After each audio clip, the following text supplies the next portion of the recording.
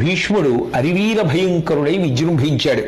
శత్రువుల యొక్క సైన్యాన్నంతటినీ కూడా భయంకరంగా చీల్చి చిండాడుతూ వంకరటింకరగా యుద్ధంలో రథం మీద ప్రయాణం చేస్తూ ఒక చక్రాకృతిలో ప్రయాణం చేస్తూ కోణాకృతిలో ప్రయాణం చేస్తూ రకరకాలుగా వెడుతూ శత్రు సైన్యాన్నంతటినీ కూడా తుత్తునియలు చేస్తున్నాడు.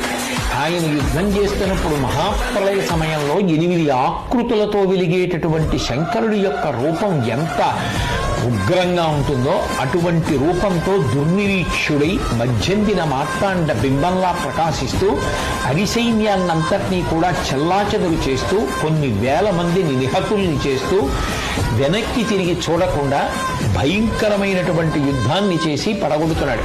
ఒక భయంకరమైనటువంటి రూపంతో భీష్మాచార్యుల వారు పాండవ సైన్యాన్నంతటినీ పడగొట్టేస్తున్నాడు. ఇరా అన్నట్టుగా యుద్ధభూమిలో వెలిగిపోతుంటే ఇక నేను ఆకాశంలో ఉండి ప్రయోజనం ఏమిటి, భీష్ముడు అంత వెలిగిపోతుంటేనని సిగ్గుపడి సూర్యుడు అస్తమించాడా అన్నట్లుగా సూర్యుడు అస్తమించాట.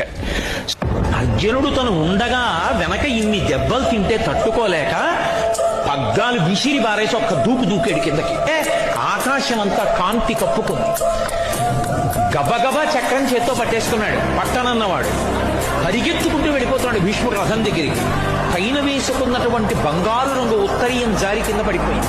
అర్జునుడు ధనస్సు విడిచిపెట్టి కిందకి దూకి, బావా బావా అర్జునుడు చేతకాని వాడైతే కృష్ణ పరమాత్మ చక్రాయుధం పట్టాడని లోకం చెప్తుంది, బావా వదిలేయి వదిలేయి అని వెంటపడి, నేను నీ రథంలో ఎదురుగుండా ఉండగా నిన్ను కొడతాడంతా. ఏనుగు కుంభస్థలం మీదకి దూకి సింహం ఎలా తన పంజాతో కొట్టి ముత్యాలు చిందరవందర చేస్తుందో అలా నా చక్రధారలతో భీష్ముడి పుట్టుక కత్తిరిస్తా. యావను